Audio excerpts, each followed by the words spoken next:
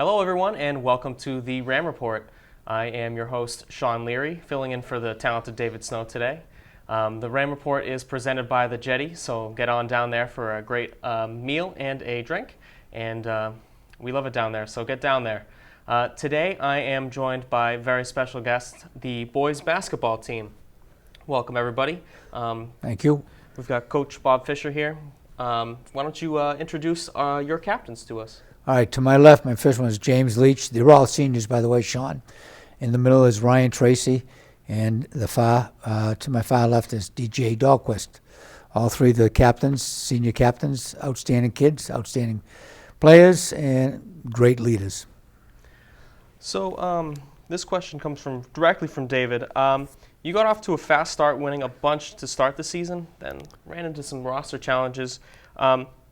How did you sort of deal with the changes during the season?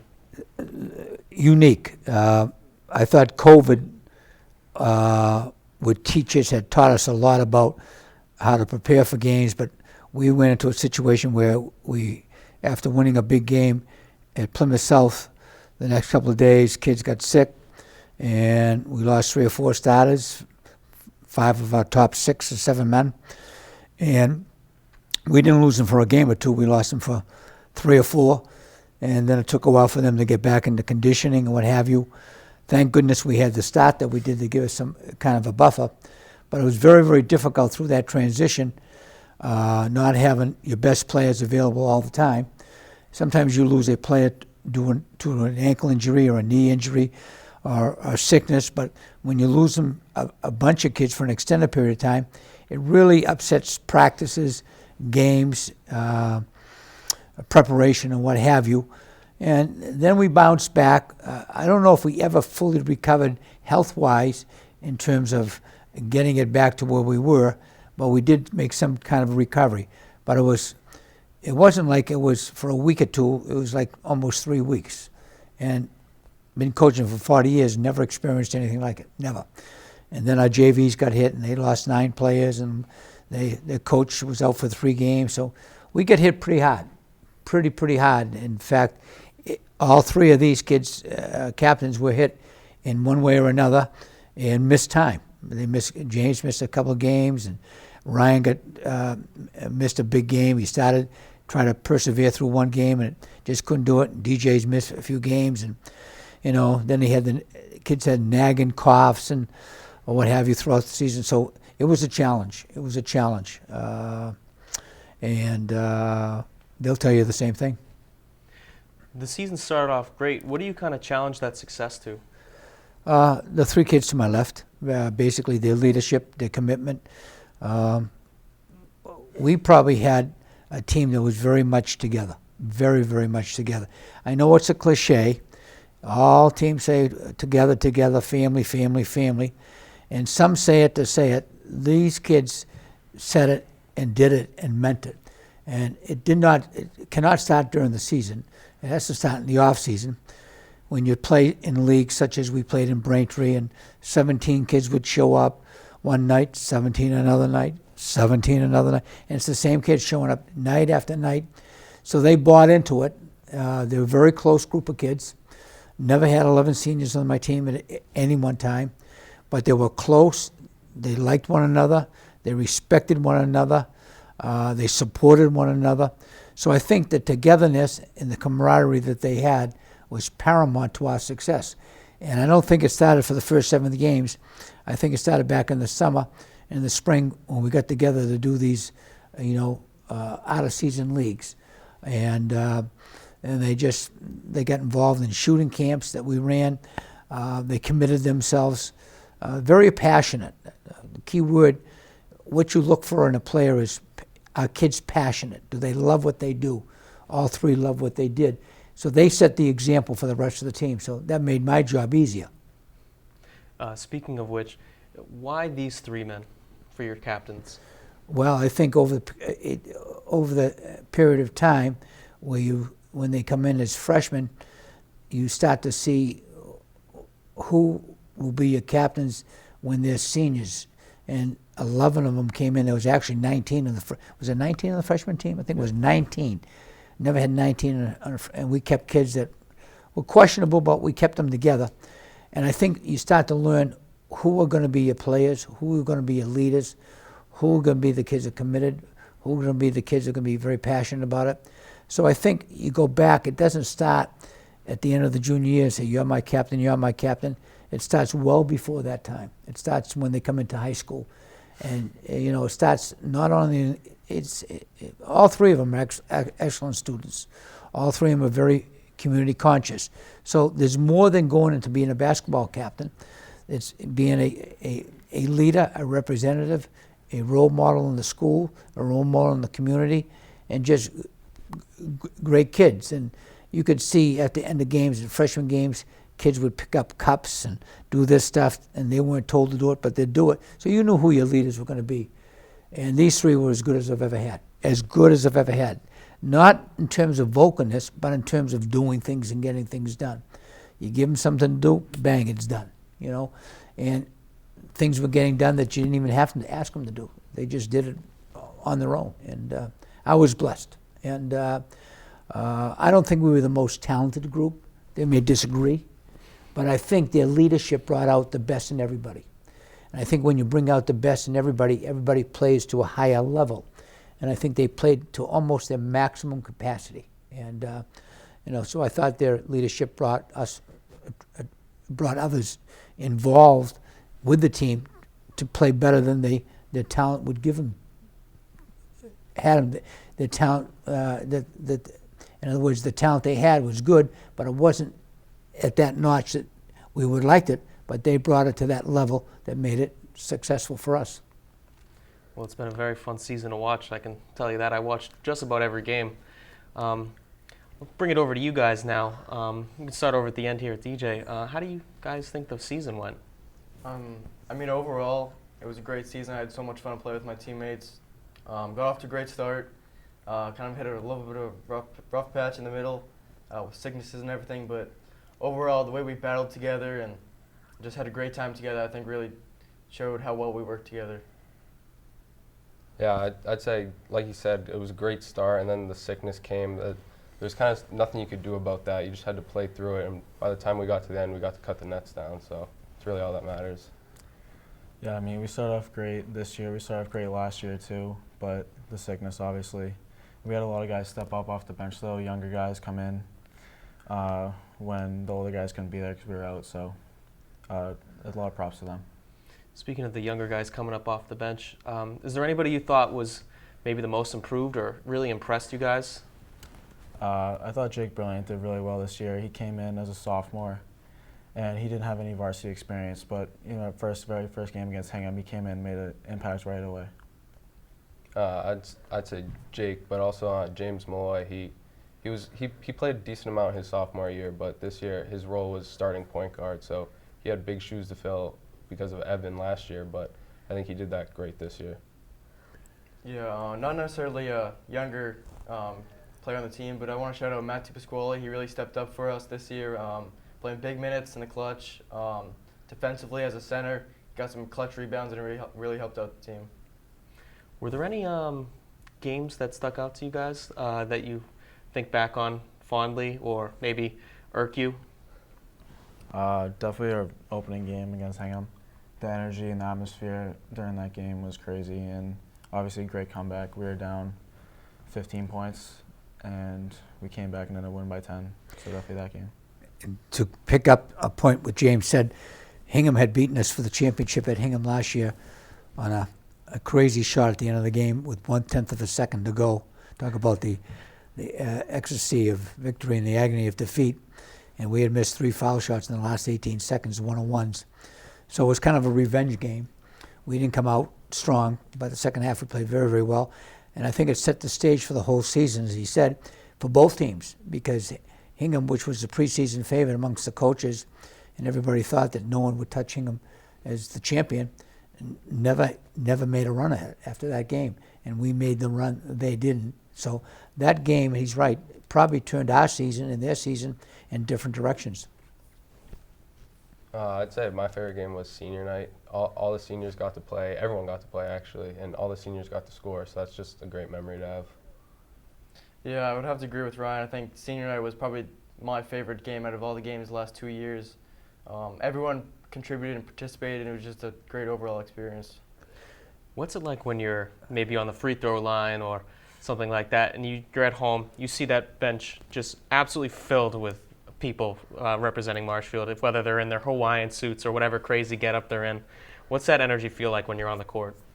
It's definitely a great feeling, especially opening night like Hingham, and even last year against Duxbury when they had a whiteout. Just a great atmosphere, and it really helps us. Yeah, it just kind of gives you like a burst of energy. Like you see everyone cheering, like you just get that feeling that like you're trying to do something for them. So it's just great to have. Mm-hmm. Senior night was special, like they were saying. Not only did we win big, and all 11 kids played, seniors, all 11 scored. And it was even special at the end of the game because we had a chance, because we had tied for the championship, and that was the night we cut the nuts down. So senior night will be a great memory for them because they all played, they all scored, and then they cut the nets down. They all got a piece of twine to take with them, and we had a little get-together afterwards. And it was a special night. It really was. To win a championship with the competitiveness in our league says a lot about them and our team this year. It really does. So we're a few years into the playing in the Patriot League. Has it changed much at all for you, Coach?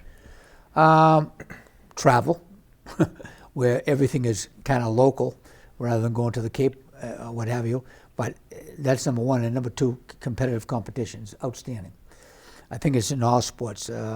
These kids play other sports. They'll, Ryan will tell you in soccer, it's the same thing. Every night it's a challenge. You may have 1 or 2, 12 teams in the league. You may have 1 or 2 weak sisters or brothers, whatever you want to put it, that aren't as strong as the others. But every night is a challenge. Every game is a challenge, whether you're home or away. You got to be ready to play because the talent level is very, very good. It's not spectacular, but it's very, very good and very competitive. So I think the talent makes you that much better, makes you work that much harder in the off season as well. So yeah, the rivalries, like we play Duxbury now twice. We beat them twice this year. We play Plymouth North. We play the Quincy's. We play Hanover's and the Hinghams. We didn't play Hanover's and Hinghams before. So there's now new rivalries, and it starts in other sports too. I think, like in soccer, Hingham is a rivalry. Pembroke's a rivalry. We never had those rivalries. It was always Dennis-Yarmouth or Falmouth or Nauset, God forbid, and Barnstable. And so it's a different way of life. These kids didn't experience it as much as I experienced it. And to use the term, it was a nightmare. It was a nightmare going down on Nauset on a Tuesday night, coming home to Marshfield for these kids to get up at 11 o'clock, 11:15, getting it ready, getting off the bus, getting home at midnight, and getting up the next day at school to go to be in school at 6:45, then practice at 2 o'clock that next day. It wasn't easy. And it's a 2-hour ride down there, isn't it? It is, and if you run into inclement weather, which we did one year, and we had snow and rain and Suicide Alley there, we had to take our time, and we didn't get home until almost 11:30. It's not easy. And the other thing is you get officials who, you don't get the same type of officials down there as you do up here, because nobody up here is going to travel down there to do a game. So you get their officials, and they probably have had them 7 or 8 times, and we see them the first time. So they're calling the players by their first name. Well, we're going to take a break real quick to hear from our sponsor, the Jetty. Love the Jetty. Me too. So we'll be right back. We're going to hear from our sponsor, the Jetty. Don't go anywhere. Looking for a great place to hang out, eat a delicious meal, and have a drink? The Jetty in Brant Rock is the place to be. The Jetty has all the makings of a great time and features live music and entertainment for you to enjoy. The Jetty. Eat, drink, chill. All right, and welcome back, everybody. Thank you to the Jetty for sponsoring the show. Let's get back into it. So, if there's one highlight or takeaway you each would have for the season, what would it be?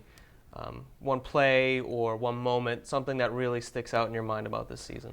They'll all agree on one thing, but I'll let them say it. Well, I always like to go back to the Hingham game. You know, that really, like Fish said, really set the stage for our season.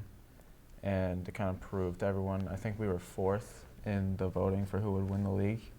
And Hingham was obviously 1st, so it really set the stage for our year. I'd definitely say cutting down the nets after senior night. It was a great experience, and it's a memory that we'll always have. Yeah, I'm pretty sure the obvious answer is senior night. That was just a great time, but overall, just the way we got off to start the season, I think that was just probably my favorite part of the season also. They had another great game, which hasn't been mentioned, and then things had happened a slide after that.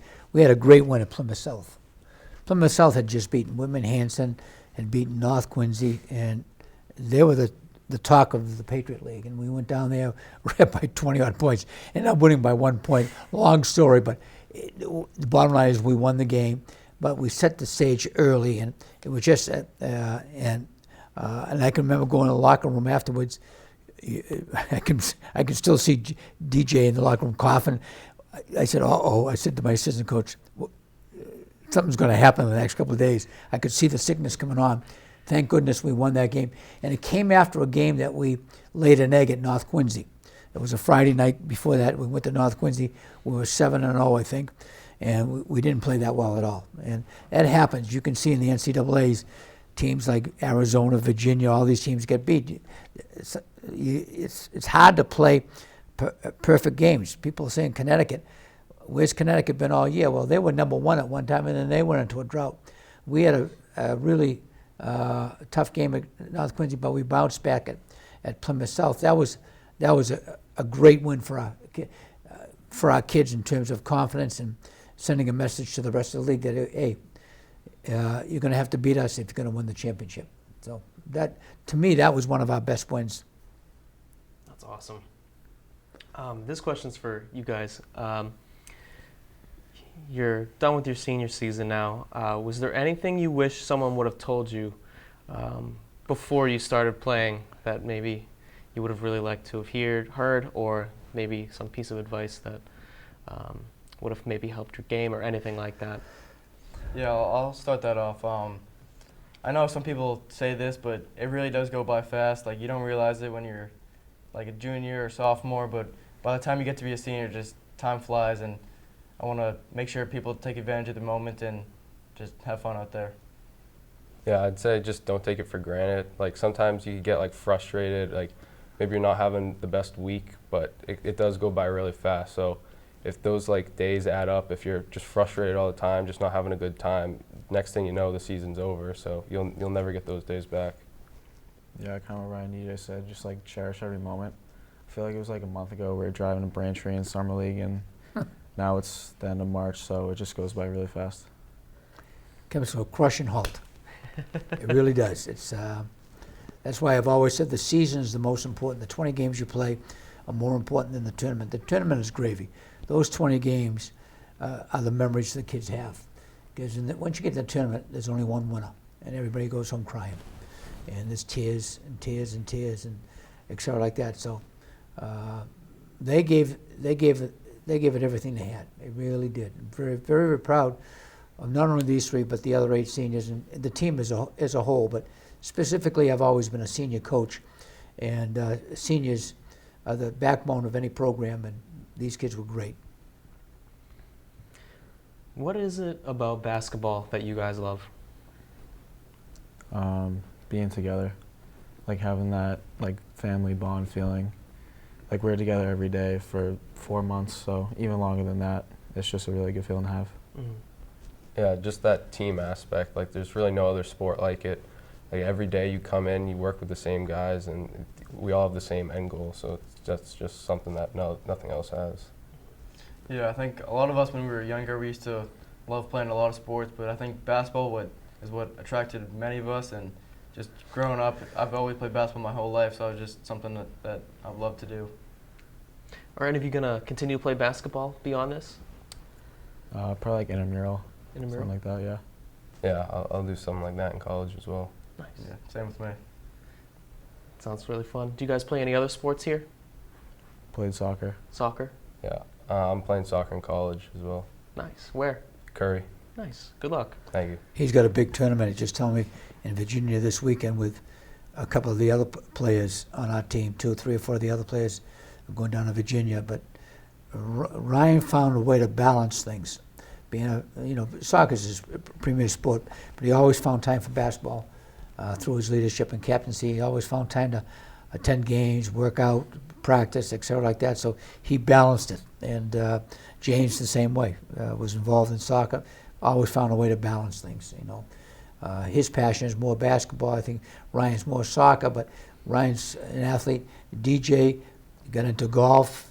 Was a soccer player. Got into golf. Father's a very good golfer, and was a member of the golf team in the fall. Yeah. Had a good team. So they all got involved in competitive situations, and I love when kids are competitive in other sports. And I don't care if it's golf, soccer, whatever you play, it's competitive. It could be cross country. You're still competing. I remember I ran cross country in high school because our coach forced us. I didn't enjoy it until I started it, and then I said, "Oh, I got to beat you play North Quincy, or I was at Quincy or Weymouth. You had to beat those kids. You ran a little bit harder than you would have run normally because you have a certain amount of pride." So I think these kids playing other sports help them as well. Are there attributes from those sports, like say soccer or something, that translates well into basketball? I'd definitely say endurance and just like speed and power. All the running. You run a lot in basketball too, but soccer is just 90 minutes, so you just keep going and going. It definitely translates. Yeah, I'd definitely say having like a whole season before like your basketball season definitely gets like your endurance up and just your overall like athleticism. Yeah, for golf, I'd definitely say like being able to focus and having your mindset right, because in golf it's pretty easy to get frustrated after you hit a bad shot. And same thing with basketball. After you miss a shot, you don't always feel great, but your teammates are always there to pick you up. So I think that always helps. That's great.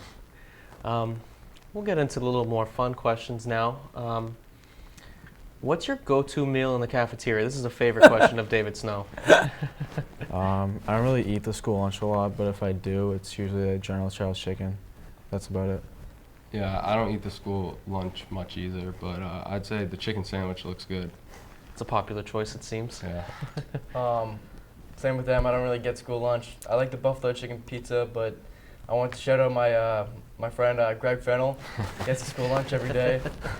Does he really? Enjoys it. Oh, yeah. What does Does he he get? have one lunch or two? He probably sneaks in a second one in there sometimes. You'd probably get a third if you could.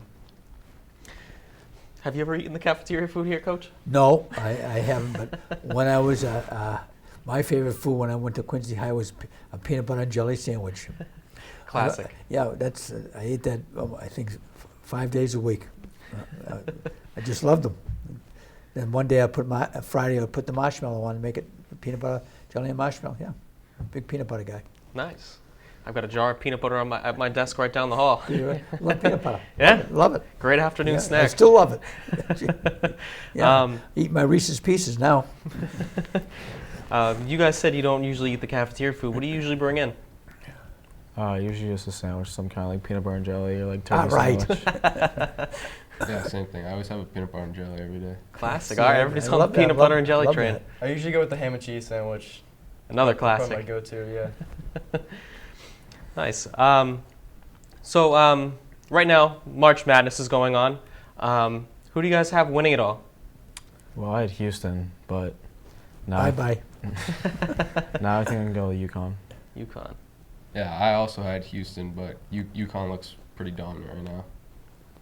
Yeah, unfortunately I had Texas, but they choked the lead away. But UConn, like they said, looking like the best team right now. It's we have a kid on the JV team, Andrew Youngworth. You guys know Andrew? Yeah. Andrew Youngworth is going to the Houston for the Final Four. His dad is a sponsor, and I was talking to Andrew over the weekend, and he's going to his first Final Four. I went to Houston 9 years ago and saw Connecticut win it that year. Wow. I was in Houston. They beat North Carolina. They beat Kentucky, and Kentucky was the favorite. It looks like UConn, but every week you change. I thought such and such. I saw the Tennessee Duke game last Saturday in Orlando. I was in Orlando. I said no one's going to beat Tennessee. look what happens. You see, so San Diego could win it. You never know. It looks like Connecticut, but the way things are going, it's anybody's. Florida Atlantic could win it. If you're rooting for a team, the underdog is Florida Atlantic, number 9 seed. So as much as I like New England and Connecticut, and one of our former players is a manager of the girls team down there, Rocco DeSantis, I'm rooting for Connecticut, but my heart says, oh, come on, Florida Atlantic. So you never know, they've won 35 games already. So it just, there's nothing like these 2 weeks, 3 weeks. There's nothing like it in sports. Nothing like it. Nothing like it, It seems even people who don't like basketball get into it too. Oh, yeah. It's just, the competitive fire in these guys is incredible. Yeah.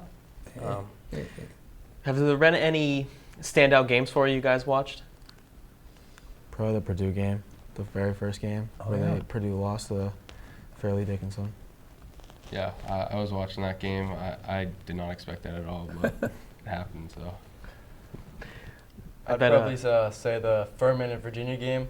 13 as a Furman as a 13 seed. I actually had them winning the game, but they didn't look like they were going to pull it through. Then they got the steal and hit 3 last second, so that really helped them win the game. A lot of brackets broken on these games. Yeah, if you ask, maybe the kids know now, if you ask anybody, where is Fairleigh Dickinson? No one knows. Did you guys know where Fairleigh Dickinson is? Still don't know where it is. I've honestly never heard of them. Yeah, see, and they lost the championship to Merrimack, but Merrimack couldn't go because it's the 3rd year in Division I. You know the story. And so they lost 67-66, and Merrimack would have been there. And so it's quite a story how Fairleigh Dickinson got into it. And that's why it's so great. March Madness, that's why it's madness. You put 5 players out there, another 5 players, anything can happen over 40 minutes. It really can. The thing I've noticed in these games, teams are not shooting the ball as well as they used to shoot the ball during the season. The defenses are better. They're closing out better. They're contesting more shots better. And the big man seems to have come back in the game. Watching the games over the weekend and last weekend, Connecticut has bigs. Miami has a big guy. Florida, Atlantic has a big guy. So San Diego, so the big guy is starting to come back in the game of basketball. Not so much as a post player, but more of a rebounding. Rebounding is big in these games. Second chance opportunities have been really big, but it's been exciting. I'm looking forward to seeing how the rest of it plays out. I'm sure you guys are too. But unfortunately, that's all the time we have left in the show. So I just want to say thank you all very much for being here. This has been great, getting to know you all. Thank you, Sean. Yeah, and I just want to say thank you to the Jetty for sponsoring the show. Do you guys like the Jetty? You guys like? Love it. yeah. No better place to get a bite.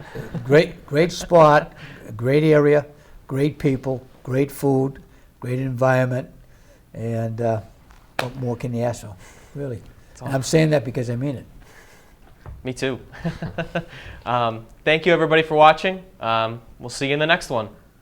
Looking for a great place to hang out, eat a delicious meal, and have a drink? The Jetty in Brant Rock is the place to be. The Jetty has all the makings of a great time and features live music and entertainment for you to enjoy. The Jetty. Eat, drink, chill.